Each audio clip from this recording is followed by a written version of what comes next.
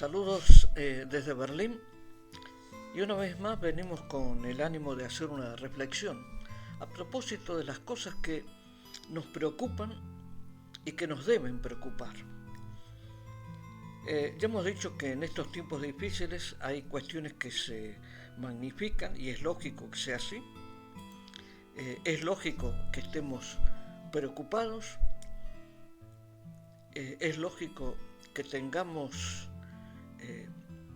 podríamos decir, hasta miedo por la situación por la que estamos pasando a causa de la peste. Pero vamos a hablar del miedo. Nosotros pensamos que el miedo para una persona que se llama a sí mismo hijo de Dios es ilegítimo. ¿Por qué razón? Porque si estamos hablando de la peste, todo lo que nos ocurra está bajo la soberanía de Dios, absolutamente todo. Esto no lo tenemos que olvidar nunca. Distinto es que hablemos de temor y de temblor. El temor, como nos enseñó Pablo, es frente a la majestad, a la soberanía de Dios. Y el temblor es nuestra responsabilidad precisamente por ser hijos de Dios. Que vivamos con temor y temblor es legítimo. Ahora, ¿por qué, por ejemplo, tenemos miedo de la propia palabra de Dios? Esto puede resultar un poco escandaloso de decir que tenemos miedo de la palabra de Dios. Sin embargo, pensemos, ¿a quiénes de nosotros nos gustan cuando vamos al Evangelio de Mateo en el capítulo 24 y Jesús habla del fin de los tiempos y habla de las pestes, por ejemplo? Y eso nos preocupa, nos altera, pero eso es parte de lo que Dios ha establecido. Por tanto, no nos debe ni preocupar ni nos debe alterar, porque sabemos que todo está bajo la soberanía de su voluntad. Y más grave aún, otro miedo que tenemos y que pareciera nos iguala a quienes somos miembros de la congregación, al líder de la congregación. ¿Por qué? Porque muchos de nosotros tenemos miedo del libro de Apocalipsis. Nos preocupa, nos altera saber lo que está escrito en el libro de Apocalipsis.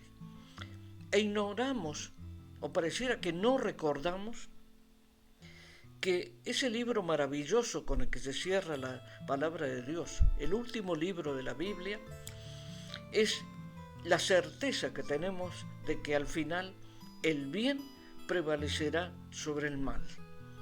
Entonces, ¿por qué tenemos miedo de leer Apocalipsis?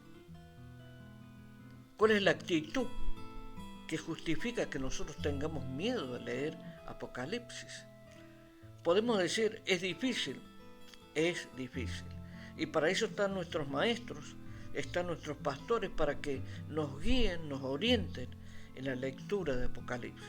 Pero de ninguna manera podemos tener miedo a un texto inspirado por Jesús a Juan en la isla de Patmos. De ninguna manera. Debemos pedir perdón por haber tenido miedo.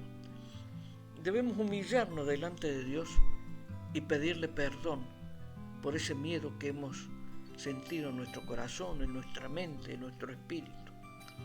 Pidamos perdón por eso. Y nos quedemos con lo que el propio texto de Apocalipsis nos dice. En el capítulo 1, versículo 3, Jesús nos dice: bienaventurado el que lee y los que oyen la palabra de esta profecía y guardan las cosas en ella escritas, porque el tiempo está cerca. Somos bienaventurados por leer, por escuchar, por guardarlas y por saber sin miedo, que el tiempo está cerca. Guardemos estas cosas en nuestro corazón. Oremos por esto. Reunamos a nuestra familia para explicarles el mensaje maravilloso que es el texto de Apocalipsis. El triunfo del bien sobre el mal.